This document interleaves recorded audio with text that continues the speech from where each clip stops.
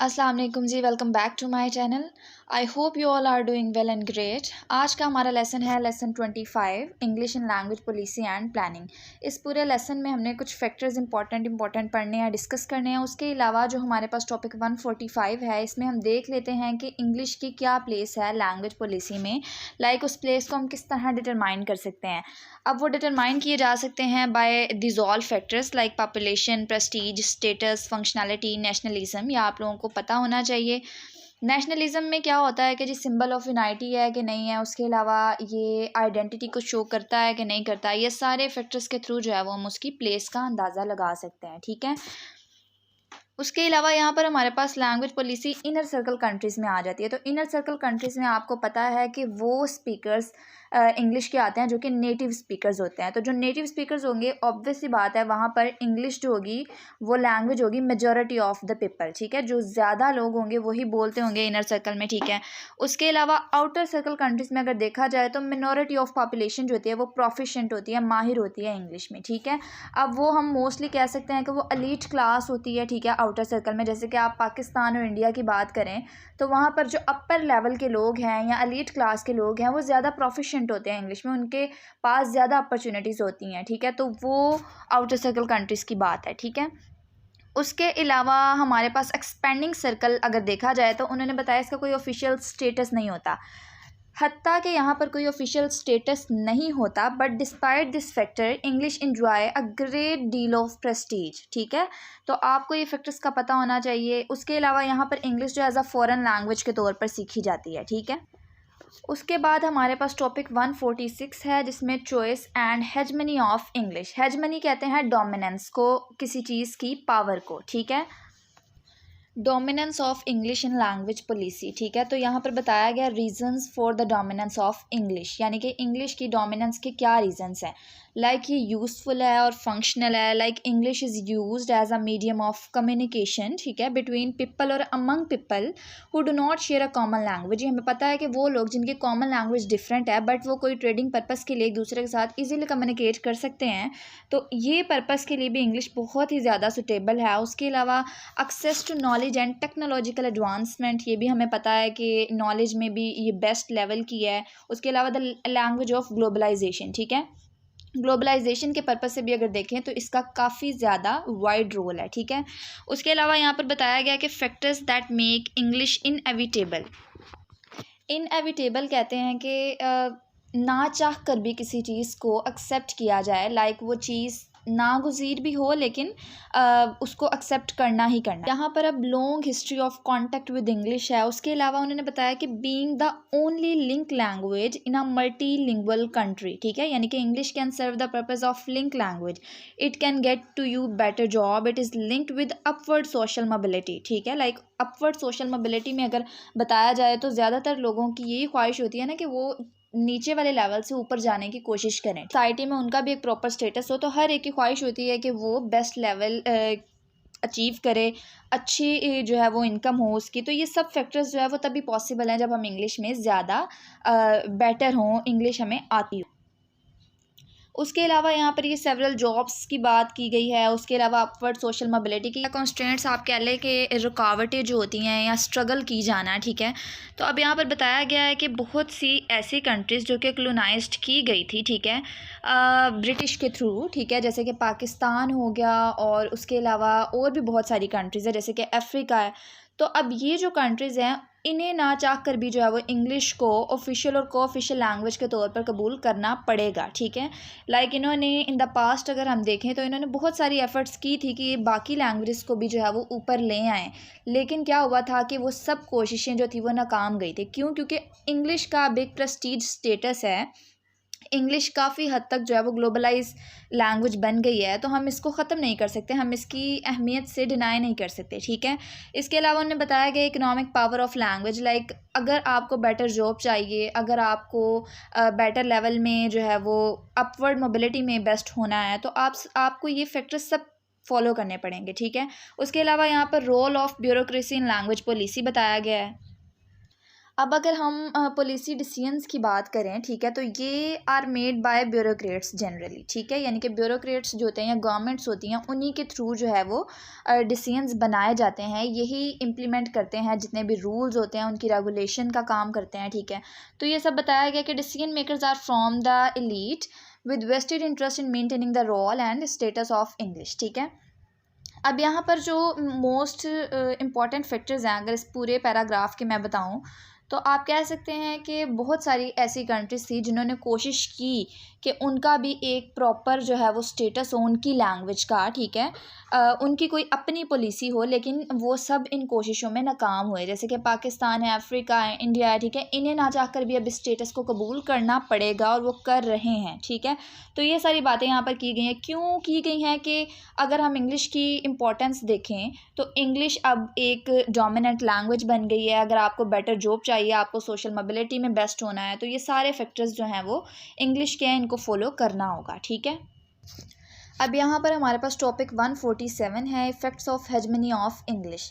इसमें हम दो तरह के इफ़ेक्ट्स पढ़ेंगे, एक हम बेनिफिशियल लेवल के पढ़ेंगे, एक हम डेट्रीमेंटल लेवल के पढ़ेंगे। बेनिफिशियल्स में क्या है कि हम इसके फ़ायदे वगैरह देखेंगे, ठीक है, इसकी इंपॉर्टेंस देखेंगे, और डेट्रीमेंटल में हम इसके थोड़े से नुकसानात देखेंगे, ठीक है। बेनिफिशियल में देखें कि कम्युनिकेटिव एंड इंस्ट्रूमेंटल फंक्शन, ठीक है, जैसे कि मैंने आप लोगों को बताया कि दो नॉन नेटिव यूज़र्स के दरमियान कम्युनिकेशन का काम किया जाता है इंग्लिश के थ्रू। रोल एज लिंग्वा फ्रैंका, यानी कि कॉमन लैंग्वेज का रोल प्ले करती है। ग्लोबल रीच, के पूरी दुनिया में जो है वो इसका बहुत ही ज़्यादा वाइड स्टेटस है।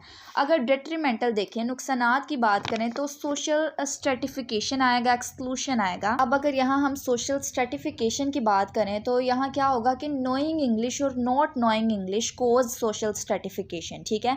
एक्सक्लूशन में क्या होता है कि आप कह सकते हैं कि वो लोग जो कि इंग्लिश नहीं जानते होते are excluded from good opportunities, यानी कि उन्हें गुड अपॉर्चुनिटीज़ नहीं मिल पाती, ठीक है। उसके अलावा और भी यहाँ फैक्टर्स डिस्कस किए गए हैं। अब एक्सक्लूशन में मैंने आप लोगों को बता दिया कि वो लोग जो इंग्लिश में माहिर नहीं होंगे उनको अच्छी अपॉर्चुनिटीज़ नहीं मिलेंगी, ठीक है। उसके अलावा यहाँ पर बताया गया lack of opportunities for formal education, lack of opportunities for attending an English medium school, inability to use official language. बहुत सारे फैक्टर्स हैं, आप लोगों ने इन्हें एक करके रीड कर लेना है, ठीक है, और ख़ुद से लिखा करें। इनको जो है वो रट्टा न लगा लिया करें, इन फैक्टर्स को खुद बना लिया करें फैक्टर्स, क्योंकि आप लोगों को कॉन्सेप्ट जब मिल जाए तो फैक्टर्स बनाना या इस तरह के पॉइंट्स बनाना कोई ज़्यादा डिफ़िकल्ट बात नहीं होती, ठीक है। यहाँ पर यही सारी बातें डिस्कस की गई हैं कि क्या होता है कि अगर आप लोग प्रोफिशेंट हैं इंग्लिश में तो आप लोगों के पास अमकानात ही अमकानात हैं अच्छी अच्छी जॉब्स के, लेकिन अगर नहीं है तो फिर ऑब्वियस सी बात है आप लोग एक्सक्लूड कर दिए जाएंगे इन सब फैक्टर से। उसके अलावा हमारे पास टॉपिक 148 आता है।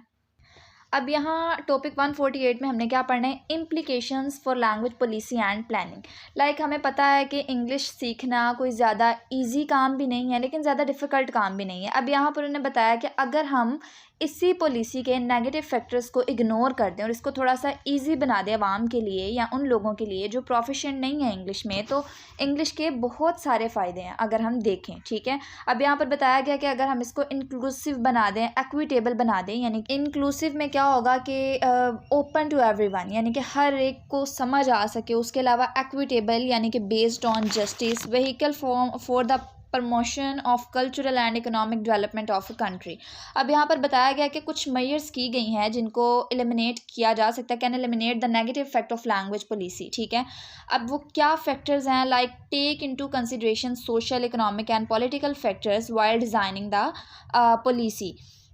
यहाँ पर यही बताया गया है कि हम अगर इन सारे फैक्टर्स में सिर्फ ये देखें कि इसका क्या फ़ायदा सोशल, इकोनॉमिक और पॉलिटिकल फैक्टर्स तक, ठीक है। उसके अलावा cater to the whole population and not just the elite by designing a multilingual policy, यानी कि पूरी दुनिया के लिए जो है उसको थोड़ा इजी बनाया जाए rather than कि सिर्फ elite क्लास के अकॉर्डिंग ही डिज़ाइन किया जाए।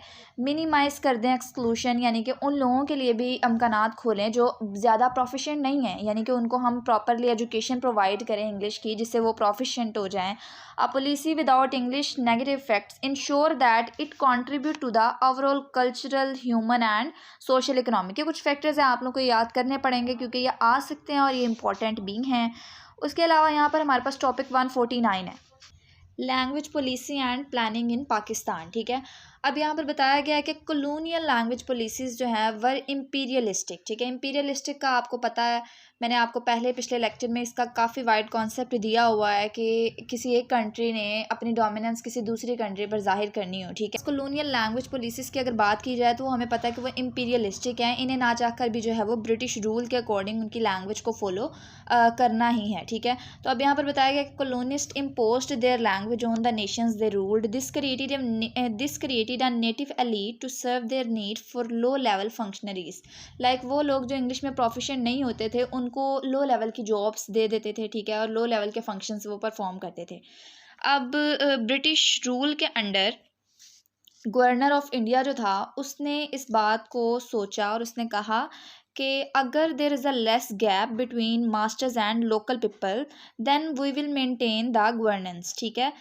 यानी कि गवर्नेंस को मेंटेन करना जो है वो इजी हो जाएगा। तो इस आइडिया को ब्रिटिश ने भी एक्सेप्ट किया। उन्होंने कहा कि क्यों ना हम इस गैप को थोड़ा कम कर लें, लाइक इंग्लिश सीखने के कुछ ज़राए जो है या कुछ वसाइल बना दें उन लोगों के लिए जिनको इंग्लिश नहीं आती। लेकिन क्या हुआ कि एक लेवल ऐसा आया कि इन्हें लगा कि लोग जो कि इंग्लिश में माहिर नहीं हैं, लाइक आप कह लें इंडिया और पाकिस्तान, अगर ये इंग्लिश सीख लेंगे ये तो फिर हम ही पर गालिब आने लग जाएंगे। तो इन्होंने इस स्ट्रेटजी को भी जो है वो क्लोज़ कर दिया, बंद कर दिया या ख़त्म कर दिया, ठीक है। तो यहाँ पर यही सारे आइडियाज़ डिस्कस किए गए हैं और इसमें कुछ भी नहीं है। उसके अलावा यहाँ पर पाकिस्तान की हिस्ट्री बताई गई है कि पाकिस्तान में क्या किया गया था कि 1973 के कॉन्स्टिट्यूशन के अकॉर्डिंग जो है वो 2 क्लॉजेस थे जिसमें क्या था कि इंग्लिश लैंग्वेज में be used for official purpose, ठीक है। और उसके अलावा प्रोविंशियल असेंबली में be by law prescribe measure for the teaching promotion and use of a provincial language. ये कुछ फैक्टर्स इनको याद कर लीजिएगा। उसके अलावा यहाँ पर बताया गया 2 पॉलिसीज़ बनी थी, जनरल ज़िया उर्दूआइजेशन पॉलिसी और उसके अलावा जनरल मुशर्रफ पॉलिसी, ठीक है। जनरल ज़िया पॉलिसी था और जनरल मुशर्रफ पॉलिसी थी, आपने इनको पढ़ लेना है। लाइक उसके अकॉर्डिंग क्या था कि implementation of Urdu as the medium of instruction. लेकिन मुशर्रफ पॉलिसी में क्या था कि English language was made compulsory from class 1 to onward. तो ये यहाँ पर कुछ फैक्टर्स थे, आप लोगों ने इन्हें एक एक दफ़ा पढ़ लेना है और इसमें कुछ भी नहीं था। इंग्लिश की इंपॉर्टेंस है और इंग्लिश के कुछ फैक्टर्स हैं जिनको डिस्कस किया गया था इस पूरे लेक्चर में। आई होप सो कि आप लोगों के लेक्चर समझ आ गया होगा। इसमें से कुछ MCQs भी बनते हैं डेट्स के अकॉर्डिंग, कुछ फैक्टर्स जैसे कि बेनिफिशियल और डेट्रीमेंटल फैक्टर्स जो हैं ये भी आप लोगों को आ सकते हैं। आई होप सो कि आप लोगों को लेक्चर समझ आ गया होगा। अगर आया तो इसको उन स्टूडेंट्स के साथ शेयर करें जिनका ये सब्जेक्ट है। दुआओं में याद रखिएगा। अल्लाह हाफिज़।